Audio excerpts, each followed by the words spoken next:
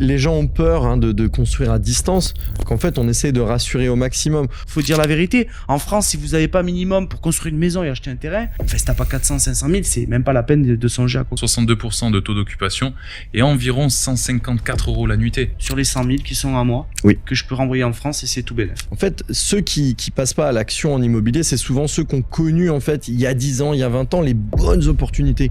Je sais que c'est une valeur sûre aujourd'hui. À 400 mètres de la plage, tu peux pas te tromper. Et je pense qu'il y a beaucoup de gens ici qui se sont fait avoir justement parce qu'ils arrivent, ils achètent des terrains, ils pensent que c'est bankable, ils connaissent pas trop les zones et au final ils se font avoir. Salut les amis, alors je suis très content de vous retrouver aujourd'hui pour une vidéo spéciale immobilier. Comme vous le savez, depuis quelques temps maintenant à Bali, je m'intéresse de plus en plus à l'immobilier. C'était quelque chose qui m'intéressait, mais c'est vrai qu'en France, j'avais pas mal de difficultés. J'ai pas rencontré peut-être les bonnes personnes.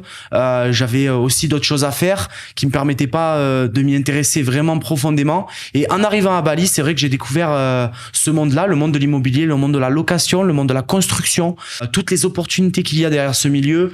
La chance que j'ai aujourd'hui d'avoir rencontré les bonnes personnes qui m'aiguillent, que ce soit dans mes investissements, dans mes choix, dans mes locations. Enfin bref, vous m'avez tellement posé de questions à ce sujet-là que j'ai décidé il y a quelque temps de créer un Instagram spécial dans l'immobilier. Et depuis ce Instagram, on poste des stories, on poste des réels. Vous êtes nombreux et nombreuses à me poser plein de questions.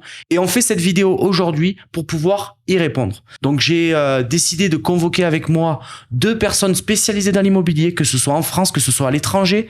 Les personnes qui m'ont aiguillé sur mon investissement. Voilà, je suis en présence de Balimo.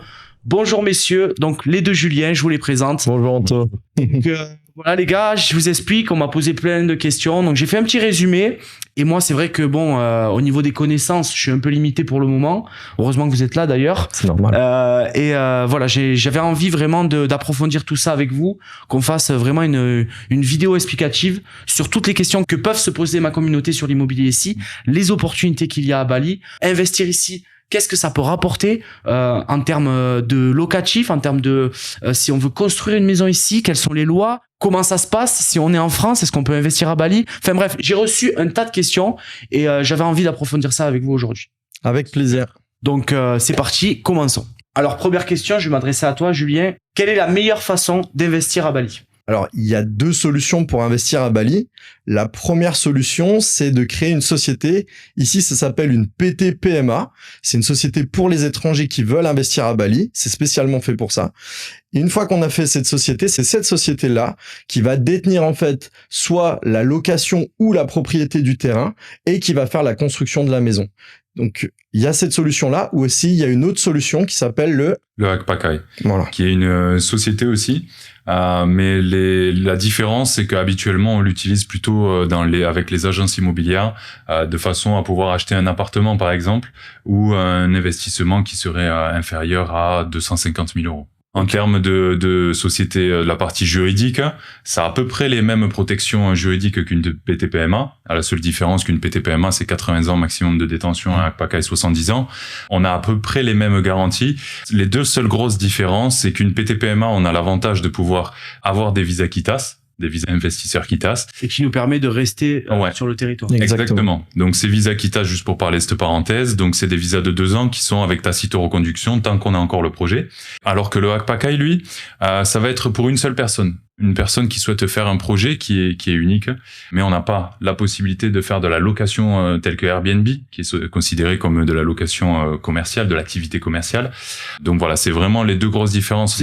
C'est un peu plus pour un bien propre, on va dire, à ce moment-là. Voilà, c'est plus pour une résidence principale, pour y rester, voilà, une personne individuelle, une résidence principale, et on offre le plus la possibilité d'une acquisition déjà bâtie, telle que, comme je disais, donc l'appartement ou une villa. Ok, très bien. Et c'est une belle protection, au moins toute l'activité commerciale passe sur la PT-PMA. Il y a un vrai cadre juridique important aussi qu'il y a, c'est que la PT-PMA, c'est une identité indonésienne. Donc, si on a le moindre problème, c'est une identité indonésienne. C'est pas un étranger qui va aller au tribunal, c'est une identité indonésienne. Ça apporte quand même beaucoup de valeur. Ok. Donc, c'est bien de le souligner parce que c'est vrai que j'ai beaucoup de gens aussi qui m'envoient des messages et qui me disent oui, mais est-ce que c'est comme en France? Est-ce que c'est aussi sécurisé? est-ce qu'on est protégé? Parce que c'est vrai, ce côté investir pour 30 ans, 50 ans, 40 ans, il y a des gens, ils comprennent pas. Et pour eux, ils ont l'impression que le bien leur appartient pas. Ils ont ce problème-là. En France, on a ce problème-là où il faut absolument appartenir. Parce que, voilà, une voiture, non, il faut qu'elle soit à nous, à notre nom, pour la vie. Et on a ce problème-là on voit pas la rentabilité, on voit pas l'argent qu'on peut faire, on voit juste cette question de possessivité. Et c'est vrai qu'il y a beaucoup de gens qui ont peur par rapport à ça. Je pense qu'ils se disent que juridiquement, ils sont moins protégés ou ils peuvent avoir des problèmes, alors que pas du tout en fait. Juridiquement, on est totalement protégé. C'est un cadre juridique qui est vraiment carré. On peut pas sortir du cadre, c'est parfait. Il n'y a pas de souci là-dessus. Ouais. Okay. Du coup, pour ce type de société, combien de temps à peu près pour la créer C'est en plusieurs étapes. Première étape, c'est la constitution de la PT-PMA. Là, on va dire de 3 à 6 semaines. Nous, on essaye de faire des process assez accélérés. Donc, souvent, en moins de 3 semaines, on a tous les papiers. Et puis après, il y a le KITAS qui reprend. Il faut attendre la constitution de la société. Et après, on peut actionner le KITAS qui se fait en 2 étapes. On fait un premier visa dans lequel il faut rentrer sur le territoire avec ce visa qu'on transforme après en KITAS. Okay. Donc, c'est pareil, ça prend 3-4 semaines. C'est quand même assez rapide. Oui, bien sûr, c'est rapide. Okay. C'est pas des mois et des mois.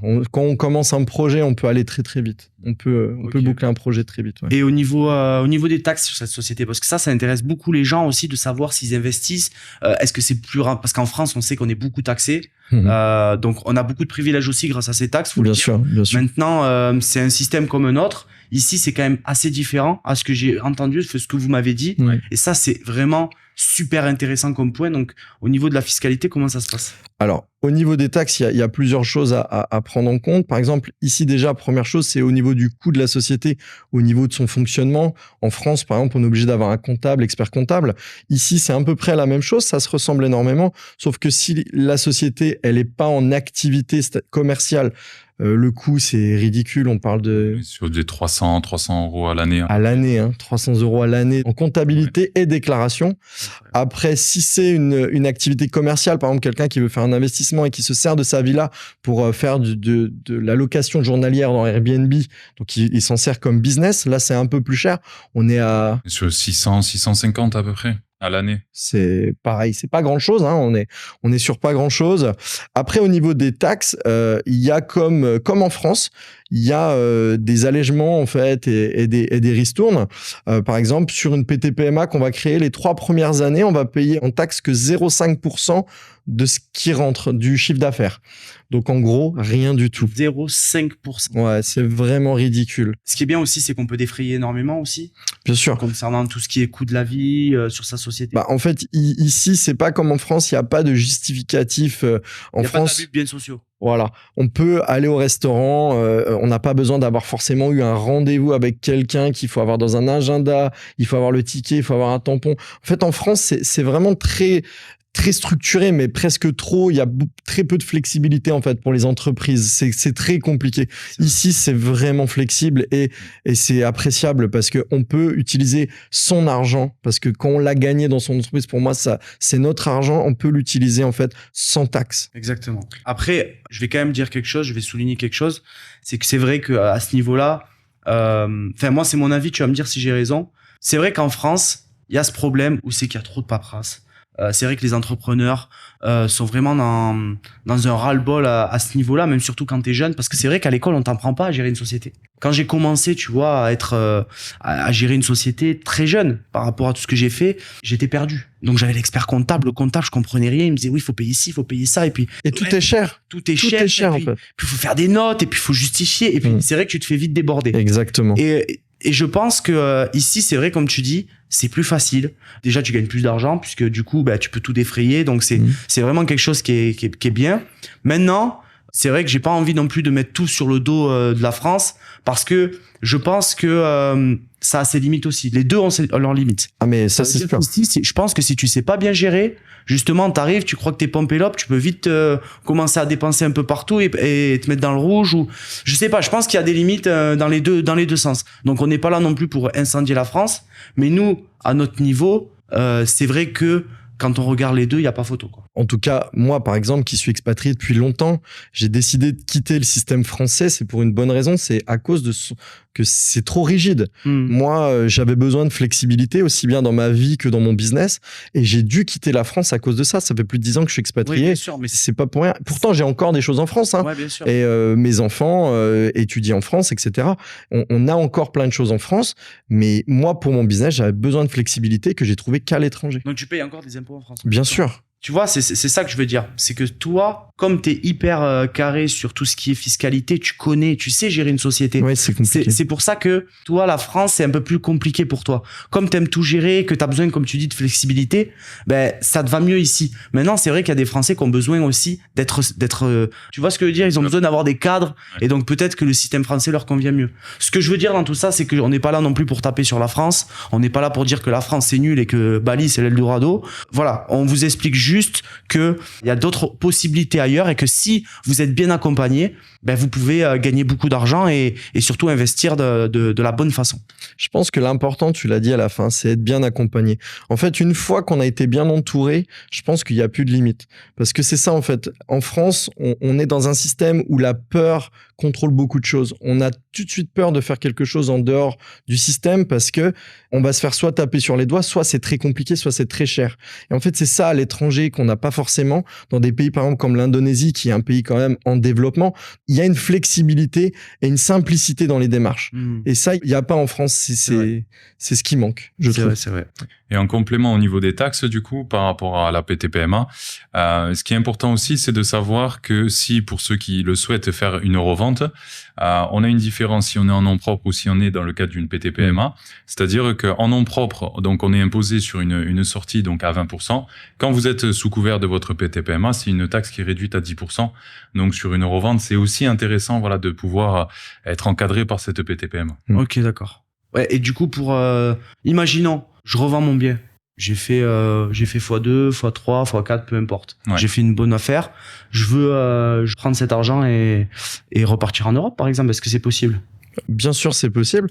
Alors, sur la vente, comme le disait Julien, sur la vente, en fait, il y a une taxation qui est fixe, qui est de 10% qu'on a une PTPMA. C'est 10% sur le prix de vente. Ça ne sera pas calculé sur le bénéfice, etc. Okay. Donc, c'est 10% sur le prix de vente. Une fois qu'on a payé cette taxe, l'argent, il est à la société. Si on veut le récupérer à titre personnel, là, il faut voir si on se verse soit un salaire, soit des dividendes. Par exemple, si on se verse des dividendes, imaginons 400 000 €, on aura 10% aussi à payer. Okay. Et après, cet argent, il est à toi personnel, tu en fais ce que tu en veux, tu peux rentrer en Europe avec, tu peux même rentrer en France avec et les envoyer sur ton compte bancaire français.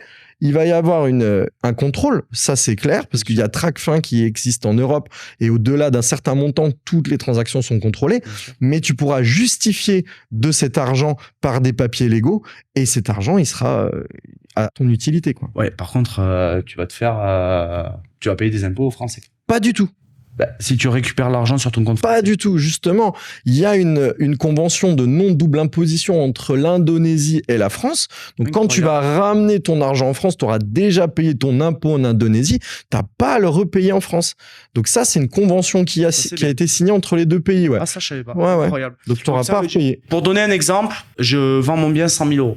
Ouais. Je paye 10%, il me reste 90 000. Yes. D'accord? Donc 90 000, je veux les sortir. Je repaye 9 000, donc 10%. Exactement. Donc j'ai 81 000 € sur les 100 000 qui sont à moi, que je peux renvoyer en France et c'est tout bénef. Exactement. C'est quand même pas mal. Bien sûr. Franchement, comparé à à d'autres. Bien sûr. Je ne savais pas ça, tu vois. On est là pour t'apprendre des choses. La question qui revient souvent aussi, c'est par rapport à cette double imposition, cette double fiscalité.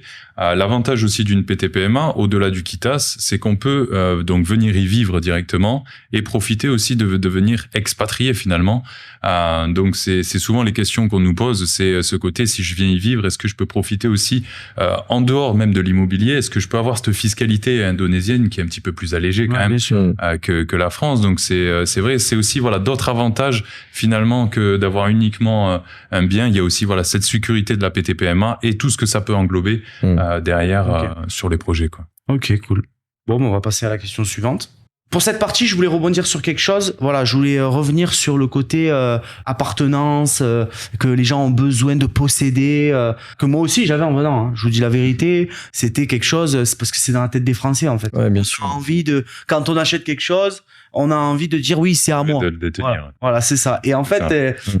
quand t'expliques aux gens qu'ici à Bali c'est totalement différent, ils disent mais en fait c'est pas à toi, c'est pas toi. Ben si, mais ici c'est différent. Mais voilà, j'aimerais éclaircir ça avec vous. Donc il y a deux choses qui sont possibles. Il y a le leasehold et le freehold. C'est ça. Voilà, il y a deux choses différentes. Donc c'est quoi le leasehold et c'est quoi le freehold? Alors le leasehold, effectivement, il y a deux possibilités, leasehold, freehold. Leasehold, ça va être un petit peu, on peut l'appeler le leasing du terrain. C'est ce que souvent justement en étant français, on peut se dire ah ça m'appartient pas. Mais en réalité, donc il y a soit une possibilité 20 ans, 25 ans ou 30 ans.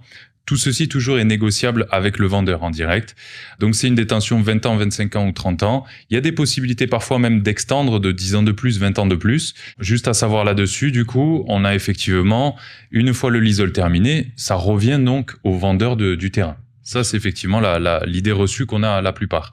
Sur un investissement, pour faire la parenthèse, sur un investissement, effectivement, locatif principalement, on va par exemple faire la construction, 5, 6 ou 7 ans de location. Et en fait, l'idée, c'est tout simplement de revendre le projet et de laisser en fait ce leasehold encore de 25 ans par exemple. Comme ça, il n'est pas vraiment pondéré de sa valeur. Et après, on peut rebondir sur d'autres projets. Ça, c'est la première stratégie. Après, oui, mais après, ce qui est important de dire quand même, c'est qu'on a une exclusivité sur le terrain. Bien sûr. Parce que, en gros, moi, c'est ça qu'il faut que les gens comprennent, c'est que le terrain, vous le louez, si vous faites du leasing, c'est pour ça que ça s'appelle leasehold. Ouais. Mais la maison que vous construisez, c'est quand même votre argent et c'est votre maison. Totalement. C'est ça qui Le qui est terrain difficile aussi. à comprendre. Le terrain aussi, Le terrain aussi. En Oui. fait, c'est simple. C'est le terrain nous appartient, mais pendant 30 ans. voilà, pendant Simplement. il nous appartient. C'est Ça pas- veut dire que vous voulez faire un trou dans le terrain, On faites fait ce un trou. qu'on veut. Voilà. Il faudra simplement qu'à la fin, c'est comme en France qu'on loue un appartement, soit on peut repeindre toutes les pièces, on peut faire ce qu'on veut. Si on a amélioré l'appartement au bout d'un an et qu'on le rend au propriétaire plus beau, le propriétaire, il sera content. Bien sûr. Bah là, c'est la même chose sur le terrain. Pendant 30 ans, si on fait une belle maison, eh ben, le propriétaire, il sera content, il va hériter de cette maison. La maison, au bout de 30 ans, lui reviendra. Donc forcément, Bien voilà, sûr. il sera content. Mais c'est chez nous et c'est à nous. Bien Et sûr. la maison est à nous. Mais même au bout de 30 ans, si vous voulez garder la maison, vous pouvez tout simplement voir avec lui. Bien Et sûr. vous avez la priorité. Ça veut dire qu'il peut pas si vous voulez garder votre maison et le terrain et l'extendre, Ouais. il est obligé de vous la céder. Il peut pas vous foutre dehors et vous mettre quelqu'un d'autre. Donc, vous avez quand même cette protection qui fait que c'est toujours vous qui avez le choix. Là, comment ça se passe en fait quand on arrive au terme du contrat de leasing, du leasehold, par exemple à la fin de 30 ans, on va voir le prix du marché. C'est-à-dire que si le terrain, par exemple, ici, ça se loue en fait à un certain prix par art. Un art, c'est 100 mètres carrés et par an. Donc, par exemple, si le prix que toi, tu as acheté ton terrain, c'est 10 millions de roupies par art par année, au bout de 30 ans, bah forcément, le terrain, il aura monté. Mais le propriétaire, il peut pas dire, je vais te le louer à 100. Non, il y aura 3 agences immobilières indépendantes qui vont évaluer ce terrain au prix du marché et on fera une moyenne de ces 3 agences et ça sera le prix qui sera choisi. Si c'est 25 ou 30 millions parce que ça a fait x3 le terrain, ce qui est largement possible ici, bah ça sera 30 millions pour le nouveau contrat. Ok, d'accord. Donc ça évolue en fonction du prix du marché. Exactement, ouais. Yes. Ce qui est normal. Bon, après, on va dire que c'est plus forcément un problème. Si on a gardé le lease pendant 30 ans, je pense qu'au niveau du locatif, on a fait assez d'argent Oui, pour permettre de relouer le terrain 30 ans. largement, Problème, quoi. largement. Donc, et oui, donc comme tu disais, Jus, Yeah. la stratégie vraiment, c'est de garder la maison quelques années sur du locatif Ouais. et après revendre la fin du lease. Ouais. Donc tu restes par exemple 5 ans, 6 ans, 7 ans, 10 ans, C'est ça. il reste 20 ans, hop, vous vendez. Comme si vous aviez acheté votre maison, vous l'avez fait construire, vous en avez profité, vous l'avez loué et puis vous revendez. C'est ça, parce que l'idée, en fait, ici, grosso modo, on est entre 4 et 6 ans de pour rentabiliser notre bien. Donc, du coup, le but aussi, c'est de pouvoir la revendre, qu'elles sont encore en bon état.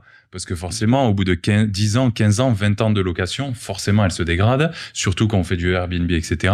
Donc vraiment, l'idée, c'est d'optimiser 5 ans, 6 ans, on fait une revente et on ne perd pas du coup sur cette pondération que s'il restait que 5 ans de lease. Bien sûr. Donc c'est vraiment important, voilà, sur une stratégie de revente, de faire cette Et typologie-là. en plus, on fait coup double, quoi, parce qu'on fait non seulement de la location, donc on prend de l'argent. Comme tu disais, c'est 4 à 6 ans pour être rentable sur un gros investissement de 30 ans. Enfin, c'est très rapide. Donc, vous êtes rentabilisé et là, tu revends ta maison peut-être le double ou le triple. Donc en fait, Bien sûr. c'est incroyable en termes de potentiel, quoi. Bah, moi, sincèrement, on est venu à Bali pour ça. On est venu à Bali parce que Bali est le marché le plus dynamique que je connaisse avec le maximum de sécurité. Parce qu'il y a d'autres endroits sur la planète qui sont peut-être plus performants, mais qui sont beaucoup moins sécurisés et beaucoup moins sûrs. Aujourd'hui, Bali, c'est sûr, c'est carré, c'est simple, si on est bien entouré, encore une fois, et c'est très performant. Donc, on va rentabiliser en 6 ans. Il y a des projets qu'on arrive à rentabiliser en 4 ans. Ils sont exceptionnels, mais en 4 ans. Mais on va dire une moyenne de 5, 6 ans, voire 7 ans. Si on fait un lease de 30 ans, 1 an de construction, 7 ans, il reste 22 ans. L'appréciation du terrain, le terrain, si on l'a payé par exemple 10 millions, dans 7 ans, il est à 20 millions parce qu'on choisit que des endroits super dynamiques. Donc, on a fait x2 sur le terrain. Les prix des matériaux, ils augmentent de 10% chaque année. Donc, dans 7 ans, ils auront la maison, rien que le prix de construction de la maison, si on voulait faire la même neuve, il aura pris au moins 50% ou peut-être 40%. Plus l'endroit, il sera encore plus dynamique. Franchement, on fait un x2 sur la revente, minimum. En tout cas, c'est ce qu'on voit tous les jours. Et on a déjà rentabilisé. Donc, on fait x3 sur son investissement en 7 ans. C'est incroyable. C'est du jamais vu. C'est incroyable. Toi, parce que les gens ne sont peut-être pas au courant. En fait, je sais pas si on en a parlé, mais tu as quand même eu l'expérience française au niveau de l'investissement immobilier, l'expérience Dubaïote aussi. Ouais. Et en Chine et en Tunisie. Et en Tunisie. Donc, tu as quand même un comparatif qui est quand même... Ouais. Et j'ai fait, je dirais, un tour du monde de l'investissement avec les gens proches de moi parce que je suis un investisseur et je suis un entrepreneur depuis toujours, on va dire. Et autour de moi, je suis entouré que d'investisseurs et d'entrepreneurs. Forcément, tous mes amis sont devenus comme ça. Et du coup, ceux qui ont investi dans d'autres pays, etc., c'est la même chose. On a cette habitude, on sait les chiffres de tout le monde. J'en ai beaucoup qui ont investi aux États-Unis au mauvais moment. Donc, ça s'est écrasé. Après, il y a eu les subprimes. Donc là, il y a eu des bons moments, etc. On a vraiment un marché mondial, global. On a une belle appréciation du marché. Là, si on est à Bali aujourd'hui, c'est vraiment parce que le marché, il est incroyable. Ouais. Et du coup, pour finir par rapport à ta première question, au niveau donc du freehold, on a cette possibilité effectivement d'acquérir un terrain sur une détention qui est beaucoup plus longue parce qu'elle est à minima de 60 ans jusqu'à 80 ans avec une tacite reconduction.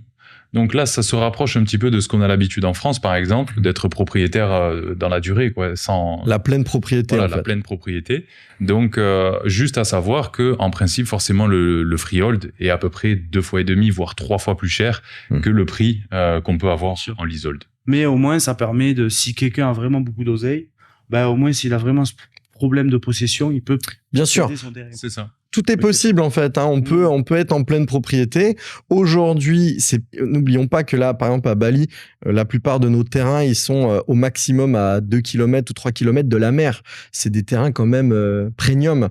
Donc du coup, ils valent très cher. Donc en pleine propriété, on a des terrains là qui sont à vendre à plusieurs millions d'euros.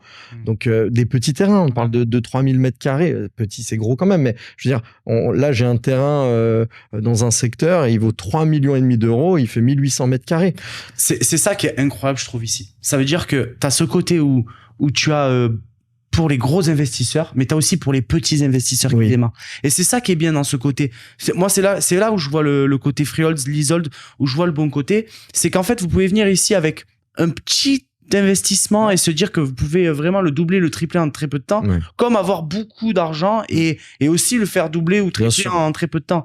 Donc, il y en a pour tout le monde. C'est pas le cas partout, faut dire la vérité. En France, si vous n'avez pas minimum pour construire une maison et acheter un terrain, je suis désolé, mais pour une maison similaire à celle de Bali, de chambre, piscine, on va dire, avec un grand terrain, 2000 mètres carrés, enfin, si t'as pas 400, 500 000, c'est même pas la peine de songer à quoi que ce soit. C'est sûr. Donc, et voilà, sans parler des banques, sans parler de tout ça, mais c'est pour ça que je trouve que c'est génial comme système. Et surtout, ce que les gens oublient, avec cette histoire de possession, dis-moi si je me trompe, ok, tu l'as à vie. Mais imagine, demain, il t'arrive quelque chose, si t'as pas assuré tes arrières pour tes enfants ou quoi que ce soit, ils peuvent pas assumer le bien, on te le prend, on est d'accord. Le truc, c'est que la succession en France, c'est toujours compliqué. On n'entend que des histoires autour de ça. C'est sûr que la succession est compliquée. Voilà. Et quoi qu'il arrive, par exemple, ici, on parle de liste de 30 ans. 30 ans, c'est énorme. On parle même là quand tu parles de 80 ans, c'est bien sûr, c'est ça. Une vie. C'est ça, c'est que en pleine propriété, en plus c'est tactis reconduction. Donc là le freehold c'est vraiment à vie en soi. Mais on parle de même en leasehold de 30 années. 30 années, pour moi, c'est énorme. C'est toute ma vie. Voilà. Et je sais si c'était long pour les... C'est un peu moins que la mienne, mais j'étais enfant, hein, j'ai 42 ans. Mais du coup, voilà, 30 années, je trouve que pour un investissement, pour une maison, etc., c'est tellement long que pour moi, c'est déjà largement assez. Bien sûr. Surtout avec les rentabilités possibles. Et surtout aussi qu'on sait qu'en France, la moyenne de détention d'une propriété est d'environ 8 ans.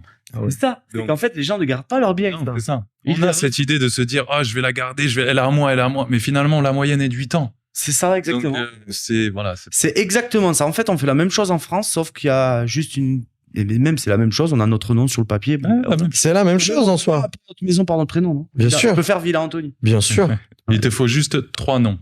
Villa, Anthony, Matteo à la limite. Ok. Pour la péter, mais Oui. pour la villa, on peut pour l'appeler la villa, Villa oui. Anthony, il n'y a pas de problème. Oui. Ou sinon, Villa Grosse pour les grosses. Ok, donc du coup, là maintenant, je sais si je pars en leasehold ou en freehold. Yes. Donc maintenant, c'est quoi les prochaines étapes? La prochaine étape, c'est le notaire. Première chose qu'on va faire sur un terrain, on va faire un dépôt. Donc, on va déposer un petit peu d'argent pour bloquer le terrain. On va aller chez le notaire, on va envoyer un petit peu d'argent au notaire et on va signer en fait un compromis. Comme un compromis de vente en France, c'est la même chose. On va signer ça et pendant ce temps, parce qu'ici à Bali, il faut faire attention. C'est un pays en voie de développement, il faut vraiment faire attention. Il y a des gens peu scrupuleux. Donc en fait, on va vérifier si le terrain est en bonne et due forme. Qu'est-ce qui peut se passer par exemple avec les terrains? On a déjà eu plusieurs cas, hein, je vous le dis. Par exemple, le terrain est déjà loué. Le propriétaire, il est malhonnête et il l'a déjà loué à quelqu'un d'autre pendant 25 ans et il le reloue à quelqu'un d'autre. Ou alors, il l'a vendu et il est en cours de vente. Ou alors, il est en green zone parce qu'il y a des zones ici à Bali et on n'a pas le droit de construire.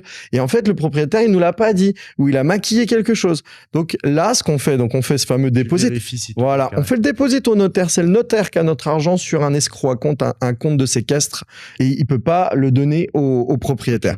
Et là, on a un petit délai, on va dire 1 mois jusqu'à 2 mois pour faire ce qu'on appelle une due diligence. Là, c'est notre avocat qui va le faire.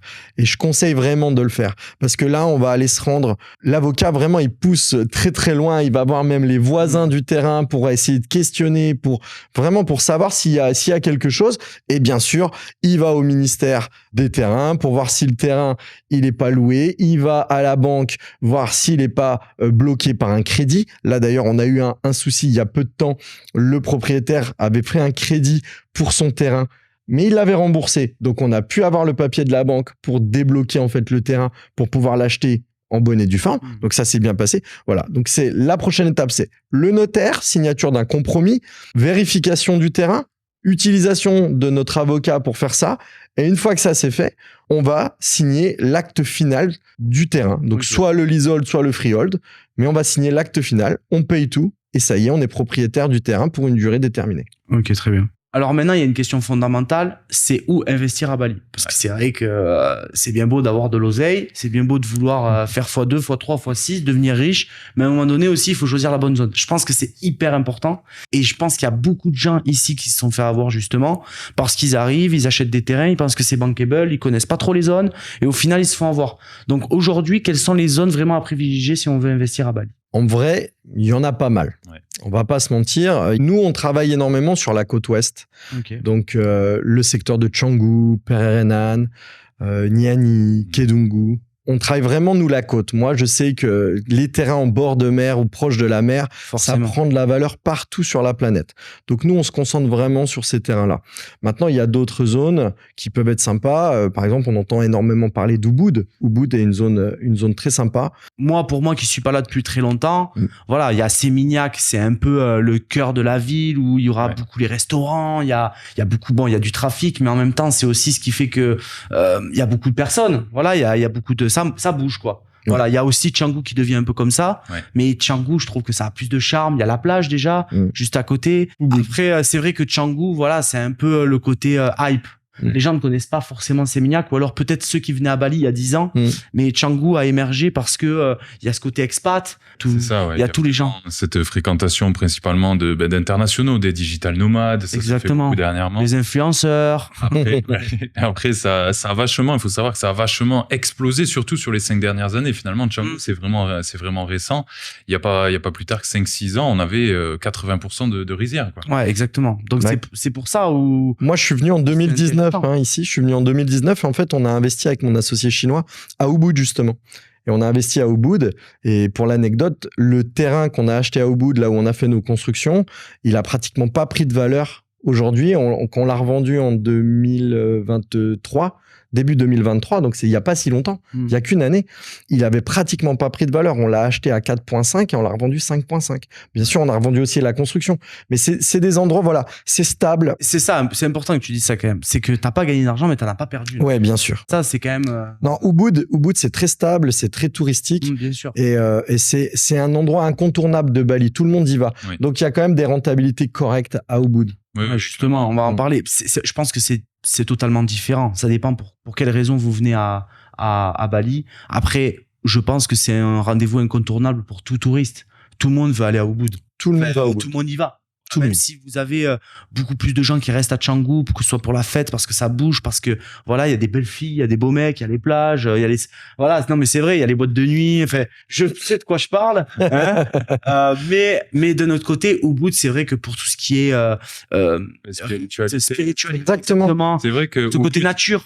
Ubud, c'est vraiment peut-être plus l'identité même de Bali, le côté spirituel.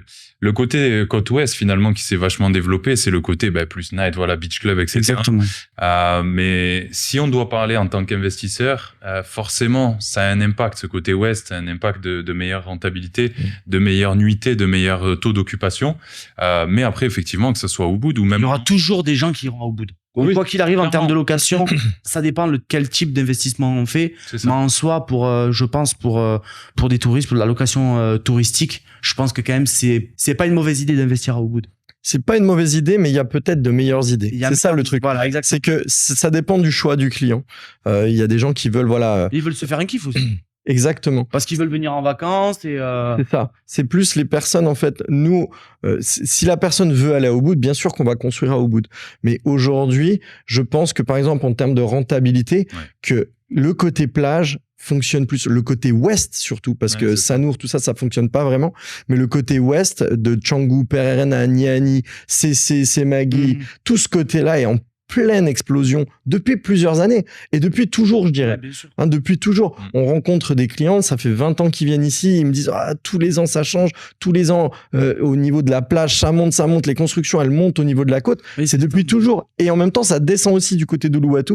En ce moment il y a vraiment Uluwatu est en plein boom depuis 2 ans et c'est un bon endroit aussi peut-être pour investir. Ouais, bien sûr. En fait il y a aussi des personnes, parce que nous on parle d'optimisation au niveau de l'investissement. Oui. Nous on est là en train de dire voilà, on veut investir pour gagner de l'argent, etc. Il y a des gens qui se suffisent à se dire je vais investir à Bali pour avoir ma petite résidence de vacances et la louer quand je suis pas là pour qu'elle juste elle se rentabilise aussi. Oui. Et donc du coup c'est en vrai pour ce genre d'investissement on peut aller où on veut en vrai de vrai. Bien Bali, sûr. C'est bankable partout. Ouais. Partout. Et c'est ça qui est important de le dire. Ça veut dire que vous pouvez, nous on est vraiment dans le truc où pour faire de l'oseille. Mais en soi, si vous voulez vous faire un kiff, il y a des gens, des retraités qui veulent se faire un kiff, qui se disent nous on va partir 6 mois à Bali, tout prépayé parce qu'on a construit notre maison, on a investi et pendant les 6 mois de l'année c'est remboursé. Et il y a les gens qui aujourd'hui cherchent, on va dire, la bonne opportunité, un peu comme les gens un peu en crypto, même si je suis pas du tout en train de dire que c'est pareil, parce que ça n'a rien à voir. Mais voilà, on va chercher l'endroit où ça va exploser. Ouais. Et aujourd'hui, c'est vrai qu'on prend pas trop de risques, comme tu disais, Jus, en allant sur la côte. Comme tu as dit, ça remonte, ça descend aussi vers Ulu, mais il y a ce côté où, voilà, Canggu, c'est devenu hyper touristique, etc. Puis ça se déplace vers Perenenan, qui est juste à 5-10 minutes de Canggu, même pas. Puis après Perenenan, il y a CC, Semagi, tout ça. Niani, toute cette côte ouest, elle va forcément exploser. Et aujourd'hui, il est encore temps de faire des très bonnes affaires. En gros, en immobilier, même partout dans le monde, il est toujours temps. En fait, ceux qui passent pas à l'action en immobilier, c'est souvent ceux qui ont connu, en fait, il y a 10 ans, il y a 20 ans, les bonnes opportunités. Ceux qui sont venus ici, par exemple, à Bali pendant le Covid et qui ont eu des terrains à moitié prix de ce qu'on peut acheter aujourd'hui, ils se disent, je vais pas payer ce prix-là parce que c'est le double du prix. Non, Sauf que non, c'est faux. C'est un temps qui est révolu. Exactement. Peut-être la mauvaise affaire d'aujourd'hui sera la bonne affaire de demain. En tout cas, je trouve pas que c'est une mauvaise affaire, même aujourd'hui. Oui, c'est ça le truc, c'est le prix du marché. Le prix du marché, il suit quelque chose quand même de réel, c'est le prix du marché. Si aujourd'hui on paye 10 millions un terrain de roupies à chaque fois, je parle pas en euros, mais si on paye à 10 millions et qu'il était pendant le Covid à 5 millions, ok, mais simplement, il s'est remis au prix normal du marché et il continue d'augmenter. On est dans un pays en voie de développement. Bali, ça a toujours été au centre de l'Asie une destination phare de tous les Asiatiques et encore plus aujourd'hui des Européens et même des Américains et aussi des Australiens. C'est la destination phare des Australiens, tu sais. Moi, je sais. et du coup, vraiment, les terrains, etc., ça montera toujours. Ouais, c'est vrai. En tout cas, ça monte. Donc voilà, il y a vraiment des belles petites pépites ici. Moi, franchement, je suis allé voir du côté d'Iani. Enfin, c'est là où j'ai mon terrain, justement. Enfin, c'est magnifique. Il y a plein de choses qui se construisent. Enfin, c'est trop beau, quoi. En fait, je découvre une autre partie de Bali. Moi, qui ai vu beaucoup de Canggu, Uluwatu, Ubud. Là, j'ai l'impression de découvrir encore quelque chose. Et c'est exceptionnel de voir autant de...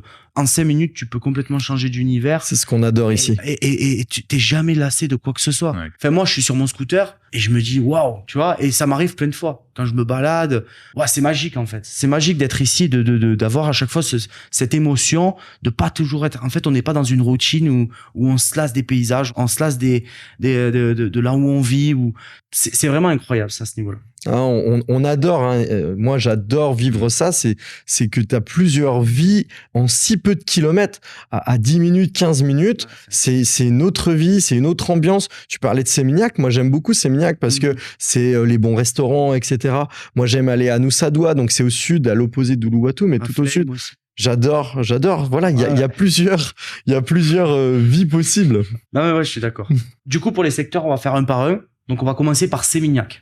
Ouais. Donc, quels sont les points forts, les points faibles, qu'est-ce qu'il y a à découvrir à Seminyak et pourquoi investir là-bas?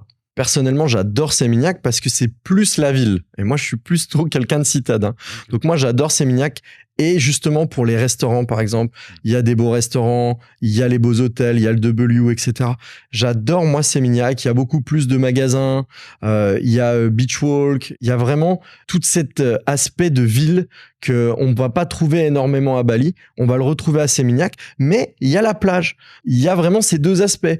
On peut marcher au bord de la plage et aller au centre commercial en 3 secondes parce qu'il est au bord de la plage. Et je trouve ça incroyable. J'adore Seminyak. Donc ça, c'est pour les gens qui aiment le côté citadin comme toi. Ouais, je pense. Après aussi, Seminyak, c'est beaucoup plus cher au niveau des terrains parce que c'est beaucoup plus dense.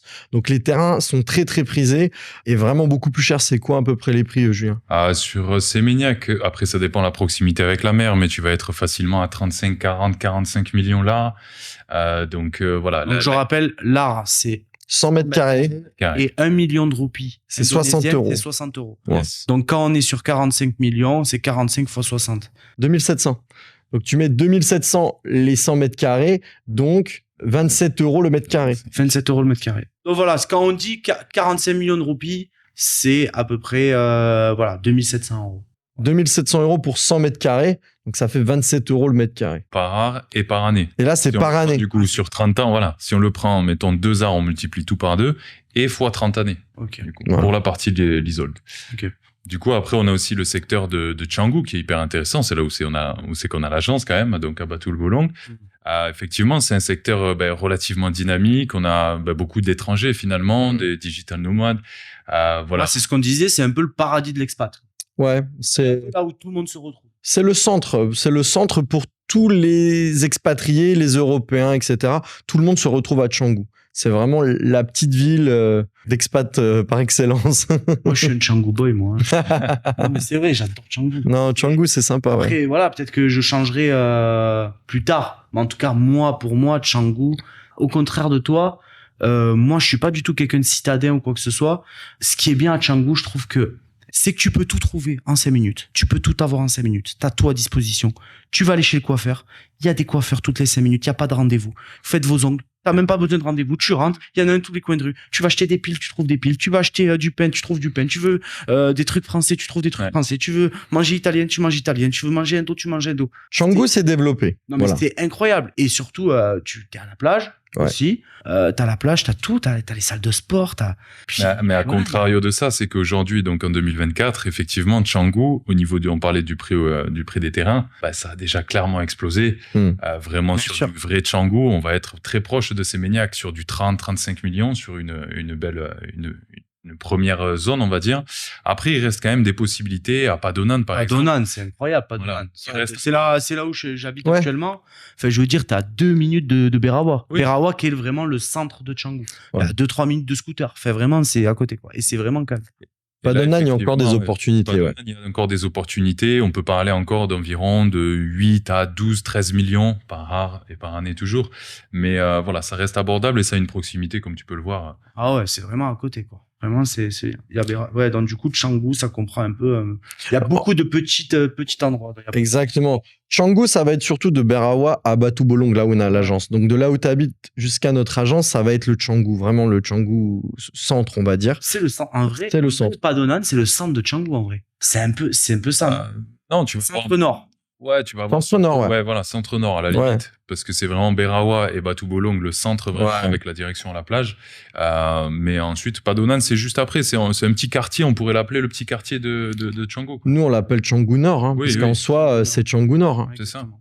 C'est Canggu Nord. Après, Et- il y a aussi, juste à côté de Canggu, il y a aussi Perenenan, qui est en Ouais. plein boom Oui. actuellement, et où il y a encore plein d'opportunités à faire. En fait, le truc qui se passe à Bali, donc quand on suit la côte et quand on suit la carte, donc il y avait Kuta, après il y a eu Seminyak qui s'est développé, maintenant il y a Canggu, et au-dessus de Canggu, juste à côté, il y a Pererenan, et en fait ça continue comme ça. Ouais. Il y a toujours ces gens qui veulent être proches en fait de l'activité, mais qui veulent être quand même au calme. Donc il y a toujours des constructions qui se passent en périphérie de là où C'est c'est. un Où peu c'est Paris, et c'est dans l'entour. toutes les villes du monde, je dirais, c'est pareil. Ça va toujours Sauf que en nous, périphérie. ici, c'est côté de la mer, donc ça se rapproche de la mer, sauf qu'à Paris, en fait, c'est au centre avec la Tour Eiffel, et c'est un cercle, en fait. C'est un escargot.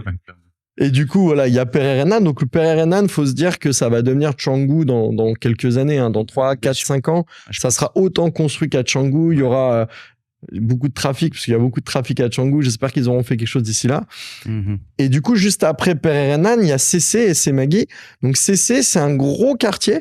Mais ce quartier-là, il est dédié surtout au résidentiel. Donc, c'est surtout pour... Il y aura pas de beach club. Ils veulent les banjars. Donc, les banjars... C'est du mer, un peu. Un peu, c'est ça, c'est un peu Oui, eux les pour meilleurs. l'autorité un peu dans le secteur. Mhm. Donc ils ont l'autorité dans le secteur et en fait ils ont tous décidé de pas construire, de pas dédier en fait CC au business, genre pas de beach club, boîte de nuit, etc.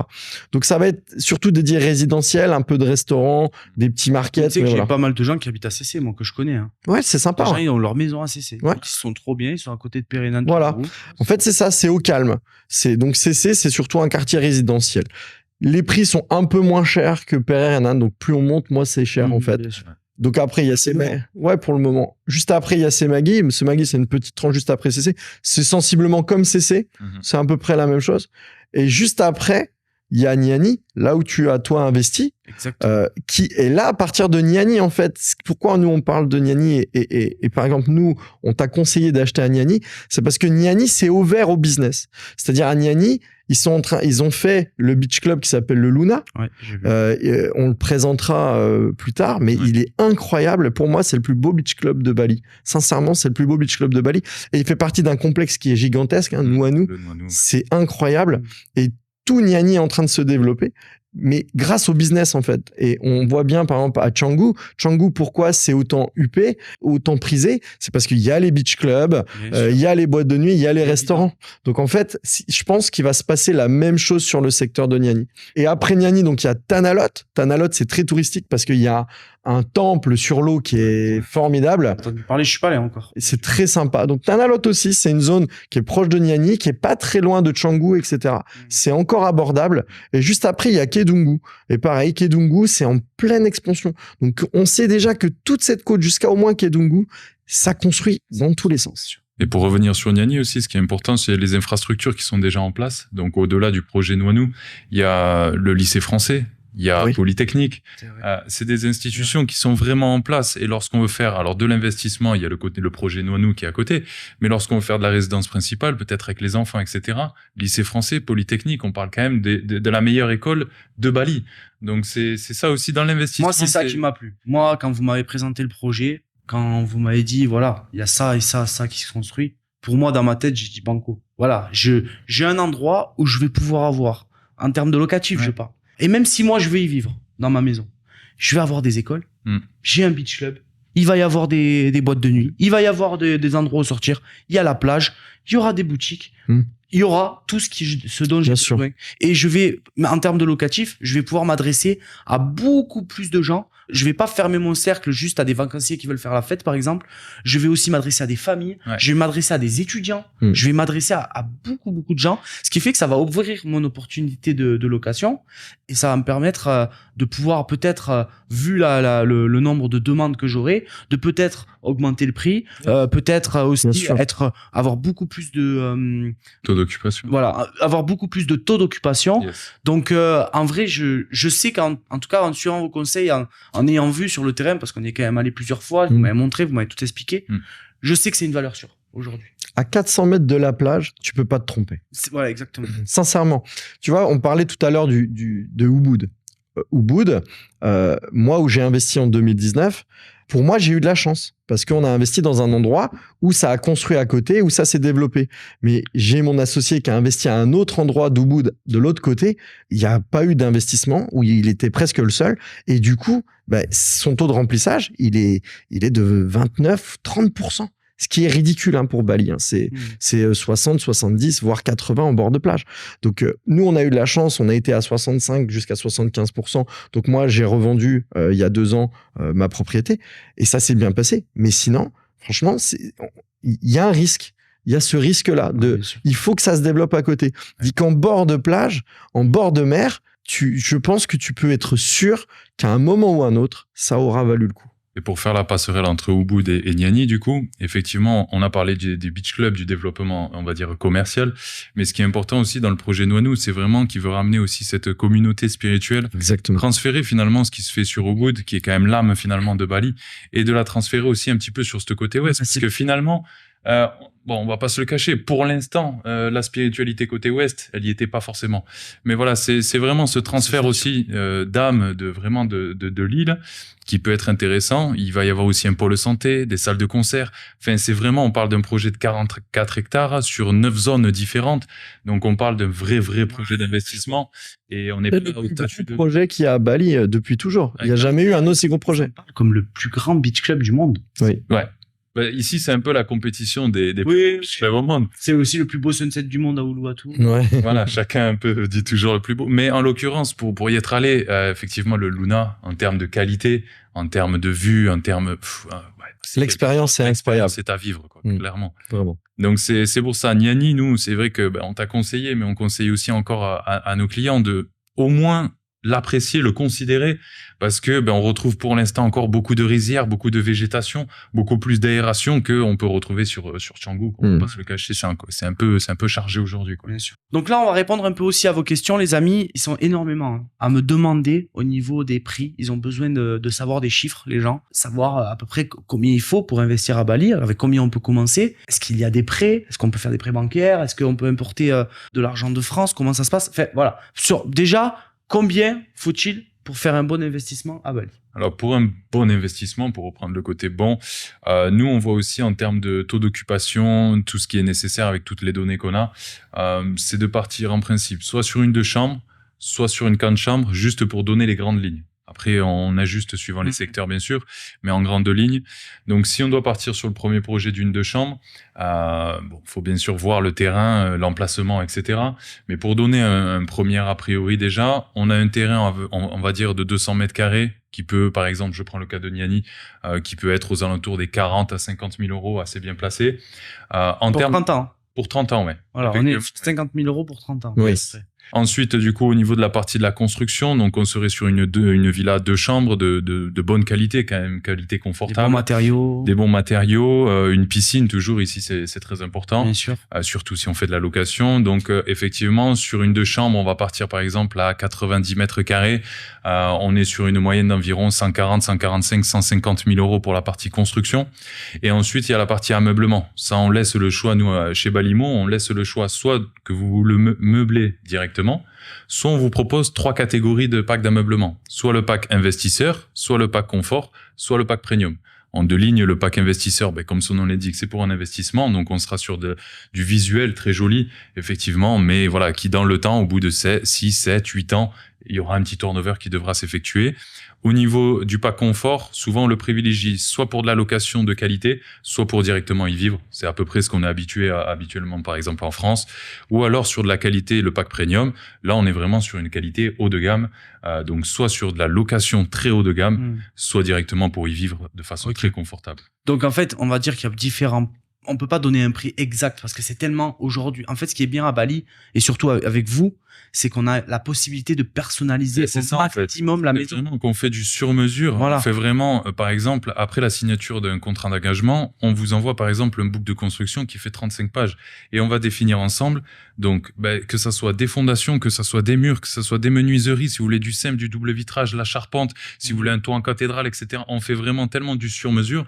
Si on veut donner déjà une première idée, grosso modo, on a dit 50 pour le terrain, 140 pour la partie construction. Comptons environ 15, 20, 25 000 euros suivant le choix d'ameublement que vous souhaitez. On est environ sur un investissement de 200, 210 000 euros pour une villa 2 chambres, de façon qualitative. Donc, on est sur à peu près 200 000 euros, on va dire, pour 30 ans, sur une maison de chambre, sachant qu'une maison de chambre, en termes de location. Si on prend le cas de Niani, pour cibler toujours le même exemple, en ce moment, en Niani, sans parler du développement qui est en train de se faire, sur les 12 derniers mois, on est déjà à 62 de mémoire, 62% de taux d'occupation et environ 154 euros la nuitée.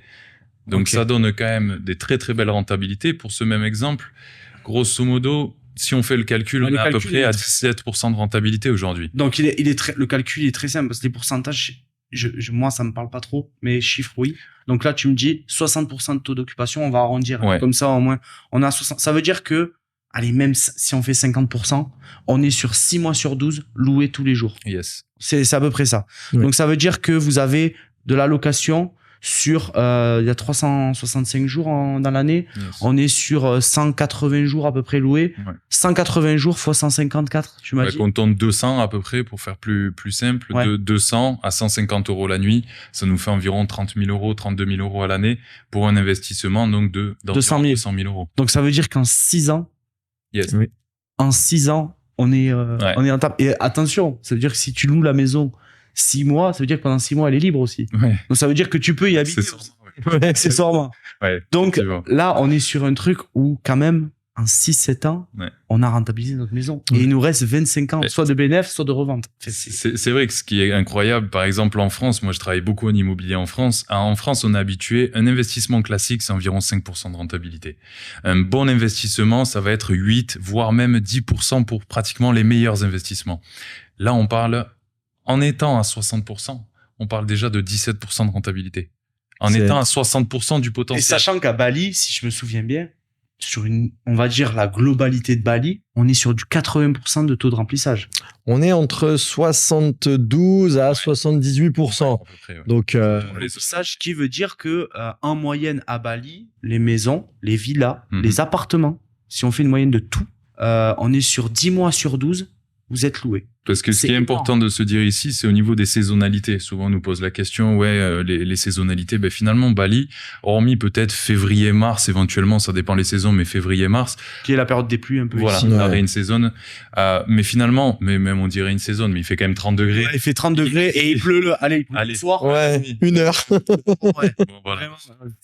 C'est pour ça, Bali, c'est hyper intéressant pour ça. C'est parce que finalement, sur 12 mois, c'est on vit confortablement 30 degrés quand même toute l'année. Bah moi, ça fait un an maintenant, presque. Ça fait un an dans un mois que je suis à Bali.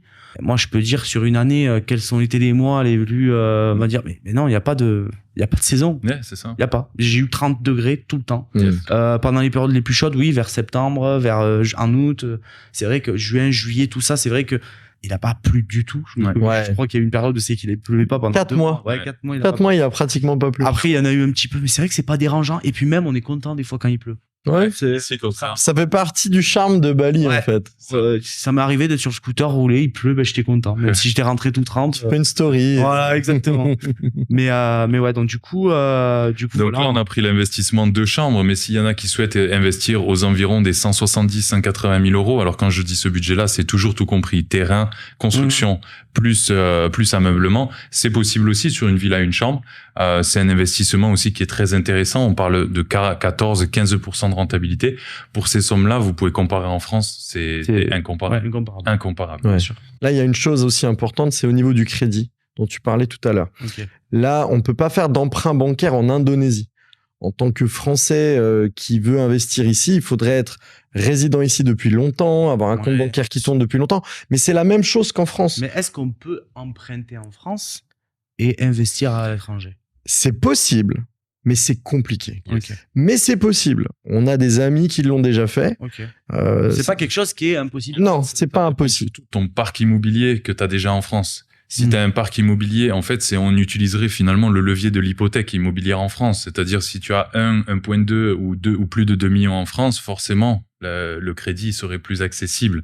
Mais pour la majeure partie des projets qu'on fait, voilà, il faut un paiement comptant. Alors, même si on le verra plus tard, on a un échelonnement de paiement qui va se faire, mais effectivement c'est difficile de passer par la case financement en France pour une autre raison aussi, c'est parce que la case assurance, quand vous faites un financement en France, vous avez la case assurance et forcément si vous n'êtes pas sur le territoire français, les assurances, pas nous assurer. voilà, Ouais, il y a des complexités. Donc c'est plus sur ce système de garantie finalement qu'on a souvent des refus bancaires que les possibilités.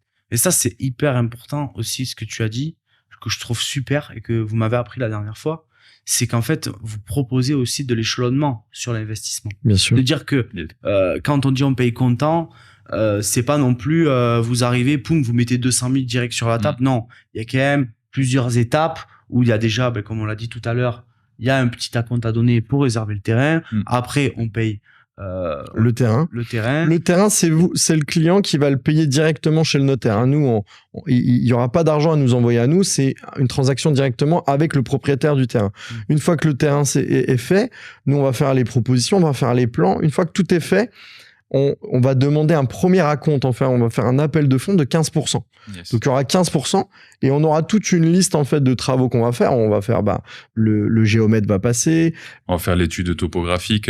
En fait, on va partir sur l'échelonnement de paiement. Une première base, c'est signer un contrat d'engagement avec nous, par exemple. C'est 10 000 euros. 10 000 euros, ça comprend quoi? La création de votre société et un quitas qui peut être compris. Ensuite, on s'occupe de la prospection de votre terrain. On s'occupe ensuite de la création des plans, alors que ça soit du 2D, comme on l'a vu très dernièrement avec toi. 2D, plan d'implémentation, plan de fondation. Et ensuite, dès qu'on valide ça, avec notre architecte qu'on a à l'agence, on passe à la catégorie 3D. Et ensuite, on arrive chez le notaire, du coup, pour l'acquisition de terrain. Okay. Une fois qu'on a vu le 2D et le 3D, ça nous permet finalement de voir les derniers détails d'ajustement. Si voilà, je parlais tout à l'heure du double vitrage, des charpentes, etc. Souvent, c'est à ce moment-là, finalement, qu'on fait les derniers choix et qu'on a le devis final. À partir de ce devis final, on fait un contrat de construction, donc avec le devis final, et ensuite on l'échelonne donc sur 6 paiements. On commence le premier 15%, voilà, c'est ça. Donc 15%, on commence le premier acompte, le premier appel de fonds concerne donc la fondation de notre projet jusqu'à la première dalle. En fait, je finis du coup par rapport aux appels de fonds. Ensuite, on a 20%, 20%, 20%, 20% et 5%, qui sont tous les 2 à 3 mois, grosso modo, suivant le projet. 2 à 3 mois à chaque fois. L'idée, en fait, c'est pourquoi faire un échelonnement de paiement? C'est pour deux choses. C'est que on parlera des garanties plus tard, mais c'est qu'en France, on est habitué à avoir des garanties décennales et dommages ouvrages. Décennale qui est une garantie 10 ans, par exemple, et dommages ouvrages qui garantit, par exemple, un investisseur que si le constructeur plie boutique, par exemple, en fait, il y a une assurance qui va pouvoir continuer le chantier. Parce que, par exemple, il y a 5 ans, pour l'anecdote, il y a 5 ans, 6 ans, 7 ans, qu'il n'y avait pas cette dommage ouvrage, finalement, beaucoup, malheureusement, d'investisseurs, pour leur résidence principale aussi, faisaient confiance à un constructeur, il a plié boutique, finalement, on n'a que les 4 murs. Donc, en fait, nous, l'idée de fond de ce que je veux dire, c'est que ça nous permet de, tous les 2 à 3 mois, tous les jours, vous avez une vidéo de votre chantier et en fait, ça vous permet de voir vraiment votre chantier avancer petit à petit et avoir confiance. Et ensuite, quand vous avez le deuxième appel de fonds, vous avez vu tous les jours la progression de votre chantier et ça permet vraiment d'avoir un suivi. Voilà, le paiement, il suit vraiment la construction. Ok, d'accord. Voilà, comme ça, le client, il est rassuré. C'est quoi à peu près? Tous les 3 mois. Pour être concret. Entre 2 et 3 mois. Ok, entre 2 et 3 mois, il y a 5-6 paiements, donc c'est à peu près 15 mois. Quoi.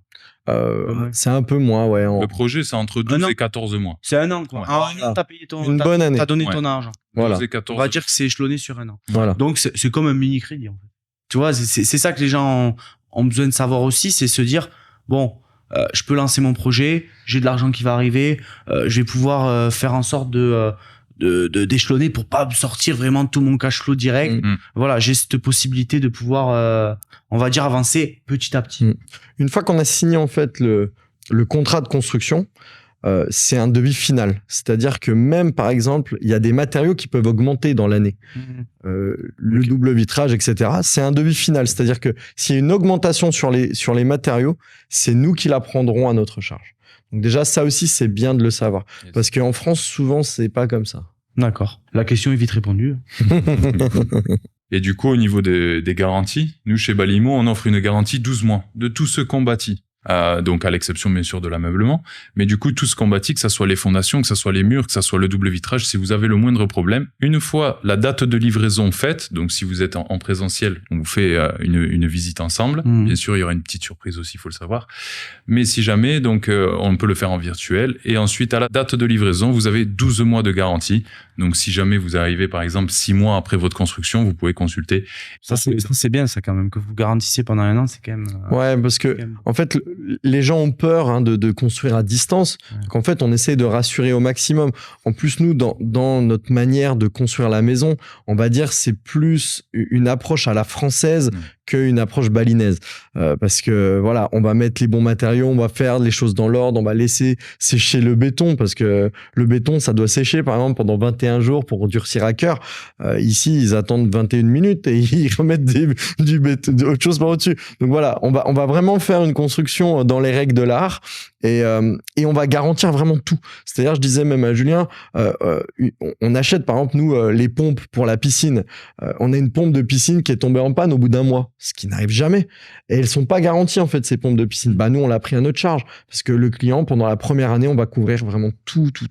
Ok. Donc si je récapitule, quelqu'un qui arrive, qui a de l'argent, hop, vous vous occupez avec lui de la prospection pour trouver un terrain. Vous avez l'accompagnement au niveau de la construction, 2D, 3D, notaire, tout ce qui est fiscal. Derrière la maison en construction, il y a des garanties. Vous surveillez le chantier, échelonnement de paiement. À la fin, garantie d'1 an. Et en plus de ça, vous proposez aussi la gestion locative. Oui. Après que la villa soit finie, bien sûr, on peut s'occuper aussi de la gestion pour la mettre sur Airbnb, Booking, etc. Okay. On va s'occuper de la gestion totale de la villa. En gros, ce qu'on essaye de proposer aux clients, c'est vraiment d'être encadré de A à Z. On veut vraiment tout faire. De la création de sa société, de l'aide fiscale. Tout à l'heure, j'étais en call avec un client parce qu'il veut investir au travers de sa société ici, etc. On va donner tous les conseils fiscaux possibles. On va créer les sociétés, on va créer tout l'environnement pour que le client il soit sécurisé et serein dans son investissement. Et après même son investissement, dans la location et dans la gestion de sa villa. On va vraiment de A à Z. Et c'est ce qui va faire en gros notre force parce que vraiment on est présent sur tous les aspects du marché. Donc voilà les amis, je pense qu'on a fait un peu le tour de tout ce qui est question sur l'immobilier à Bali. sur la fiscalité, sur comment ça se passe, combien on peut investir, à partir de combien on peut investir ici, les meilleurs quartiers, les meilleurs endroits selon vos préférences, selon la stratégie aussi locative. Enfin voilà, je pense qu'on a répondu un peu à tout. Merci en tout cas les gars de pouvoir de nous avoir donné du temps. Voilà, on va faire je pense plusieurs vidéos. Comme vous le savez les amis, j'ai décidé de créer un Instagram pour justement vous présenter mes investissements à Bali, tout ce que j'ai fait jusqu'à présent, vous accompagner aussi si vous avez besoin. Donc le compte Instagram c'est antonymateo.imo, vous pouvez aller le consulter si vous voulez voir un peu ce que ça donne, si vous n'êtes pas tombé dessus. N'hésitez pas aussi à vous rendre sur le compte Instagram de Balimo, leur site internet. Vous allez voir, il y a beaucoup de choses, beaucoup d'informations. Ça peut être aussi une première approche si vous êtes intéressé pour investir. N'hésitez surtout pas à m'envoyer un message sur mon compte Instagram pour pouvoir avoir les meilleures réponses. Voilà, que ce soit moi ou que ce soit l'équipe, on est tous là pour répondre à vos questions, à faire en sorte de vous faire les meilleurs choix, les meilleurs investissements et avant tout, bien sûr, vous renseigner. Donc voilà, n'hésitez pas. Nous, on est là pour ça. Moi, je m'intéresse à l'immobilier ici parce que j'ai vu cette opportunité. Il y a beaucoup de gens qui s'y intéressent. J'espère en tout cas que cette vidéo vous aura appris pas mal de choses. Je pense qu'on a fait un contenu quand même assez simple et j'espère que ça vous aura plu. Dites-moi en commentaire si vous voulez un peu plus de vidéos sur l'immobilier, pourquoi pas en faire aussi sur YouTube, pourquoi pas continuer un peu ce genre de podcast avec des expériences clients aussi, ça peut être une idée. Voilà, dites-moi en commentaire ce que vous en avez pensé. N'hésitez pas aussi pour le référencement, c'est important, à liker la vidéo, à vous abonner et à lâcher un petit commentaire. Voilà. Sur ce, on va vous dire au revoir et puis à bientôt pour de nouvelles vidéos. Merci.